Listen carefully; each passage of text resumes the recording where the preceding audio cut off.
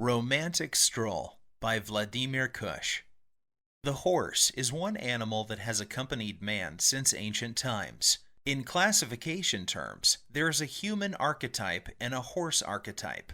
Jonathan Swift's Gulliver's Travels describes the land of the Houyhnhnms, an imaginary breed of horses with human-like intelligence.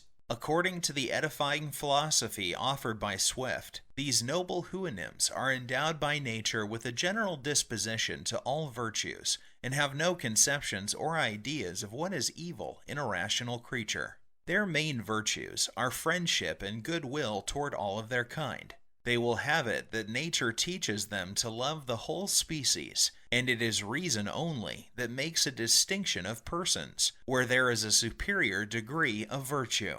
An image of two animals in love, strolling down a tree-lined path in the fall, is an allegory of human moral values. In that gentle nuzzle, we see mutual love and devotion. As they trot away, their steps ring with the imperative of abandoning our selfishness.